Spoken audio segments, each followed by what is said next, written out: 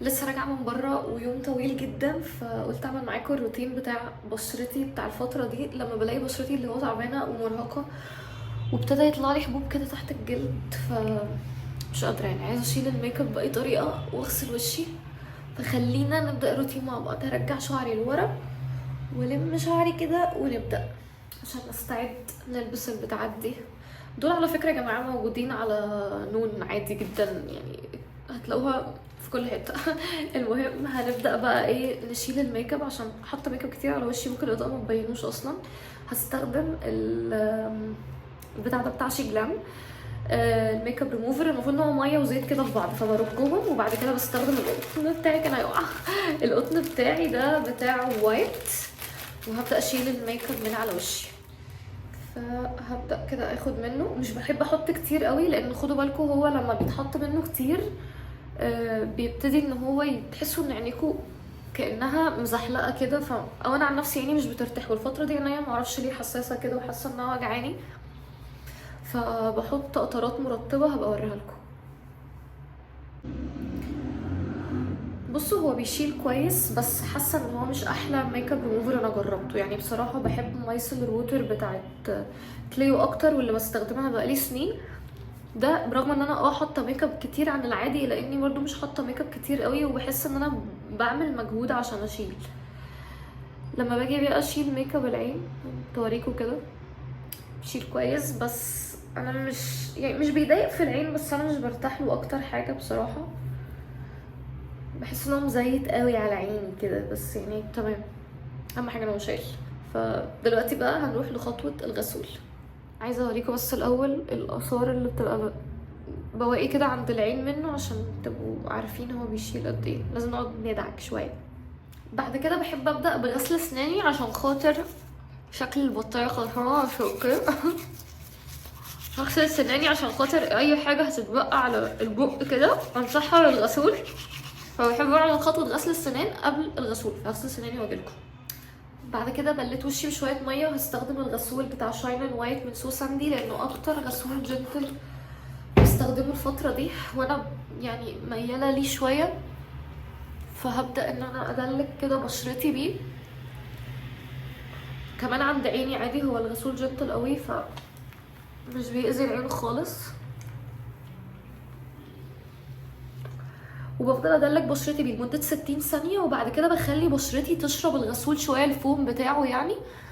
وبعد كده بغسل بشرتي. الفكره من الحركه دي ان انا عايزه المكونات الموجوده في الغسول بشرتي تاخدها. وفي نياسيامايد، وفي ماده اسمها البيربري او عنب الدب، وفي كمان عرق سوس. المفروض كل ده يساعد على التفتيح. فانا عايزه ادي كده شويه نضاره لبشرتي وبس. هدلك ادلك ادلك واجيلكوا. بعد ما خلصت اول غسله هعمل غسله تانية. بحب الدبل كلانزنج كده في الايام اللي انا حاطه فيها ميك اب وسان سكرين بقى، وكنت طول اليوم في الشارع، وباخد كميه اقل من الغسول. والمفروض ان الغسول ده مش مناسب قوي للناس اللي عندها حبوب، لان هو ما بيشتغلش على الحبوب في حاجه. يعني الغسول جنتل قوي لدرجه ان هو لو انتوا عندكم حبوب فعاله اللي هو اكتف اكني وكده مش هينضفها كويس. هو عايز حد بشرته تبقى اصلا اوريدي كويسه، ايا كان بقى ايه نوع البشره. انا شايفه ان هو مناسب عادي لكل انواع البشره، بس ما يبقاش عندكم زي ما اتفقنا حاجه معينه عايزين تعالجوها، غير ان انتوا تكونوا بس ويلنج ان انتوا تفتحوا بشرتكم، مش اكتر من كده.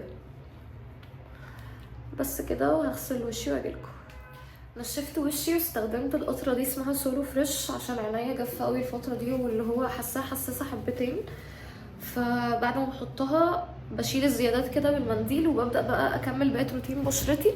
بستخدم برضو السيرم ده بتاع شاين اند وايت من سو ساندي، مستمر عليه الفتره دي. حاسه ان هو مريحني ومديني كده نتيجه كويسه. حاسه بشرتي اللي هي عارفه كده، تحسوا بشرتكم فيها اشراق وفيها فعلا كانه بيفتح كده، فاهمين الفكره؟ فعجبني بصراحه. في ماده كده اسمها سم النحل، انا كنت يعني عمري سمعت عنها قبل كده، بس هو السيرم عامه مريحني قوي. بس لو عندكم حبوب يا جماعه السيرم ده بقى تقيل جدا ومش هيناسبكم قوي، فبلاش منه. ده عايز ناس شويه تكون بشرتها مش حساسه، وفي نفس الوقت عندهم تصبغات، عندهم مثلا مش عايزه ابالغ واقول كلف او نمش او كده، لان انا ما عنديش الحمد لله حاجه زي كده، فما اقدرش اقول لكم بيجيب نتيجه. بس اللي متابعني يبقى عارف ان انا كنت متعوره تعويره هنا من الشيفنج، وعامله علامه، عارفين العلامات البني بتاعه التعوير، فده بصراحه كان جايب معايا نتيجه كويسه قوي. عشان كده بستخدمه الفتره دي، شوف كده تفتيح في بشرتي، ولو بشرتكم حساسه بلاش منه. بعد كده هستخدم الكريم بتاع ديرماكتيف اللي هو بتاع السيكا، عشان بيريح بشرتي. وبحس ان انا اي يوم لسه عامله فيه شيفنج، يعني كنت لسه عامله شيفنج امبارح بالليل، ففي اليومين اللي انا عامله فيهم الشيفنج دول بحب اهدي بالسيكا، وبعد كده ارجع لايا كان الكريم المرطب اللي انا بحب استخدمه. وزي ما قلت لكم الكريم ده مش كريم خفيف، هو كريم تقيل، فهو للناس اللي عايزاه لدواعي، مش هقول علاجيه، بس اللي هو لدواعي تخفيف البشره وتهدئتها او بعد الشيفنج، ده بيشتغل حلو قوي. بحس ان الميكس ده مع السيرم بتاع شاين وايت بيديني كده احساس كده ان بشرتي تمام، اللي هو حطيت ماده فعاله في بشرتي عشان تفتح، وفي نفس الوقت برطب بكريم يهدي ويشتغل على ان هو يعني يصلح اي توالف كده في البشره. وعايزه اقول لكم ان الباقي ببتدي ان انا احطه على ايدي عشان اخلي الجلد برضو اللي على الايد يستفاد، بيبقى حلو قوي الموضوع ده. اليومين دول انا مش بحط بصراحه اي تريتمنت للحواجب ولا رموش، عشان زي ما قلت لكم عينيا مش مريحاني، فمش عايزه اعمل كده. وما بحطش برضو اي كريمات للعين اليومين دول، موقفه كده كل حاجه احتياطي لحد ما عينيا تهدى. بعد كده بقى هرطب شفايفي، فهستخدم بتاعه بوبانا اللي بزبده الكاكاو، دي حلوه جدا. بصوا اصلا خلصت فيها قد ايه، لذيذه قوي وسهله كده وتدي ترطيب حلو. يمكن هي عايزه شويه ناس برضو شفايفها اوريدي ما فيهاش مشاكل او عيوب كبيره يعني، بتبقى حلوه جدا.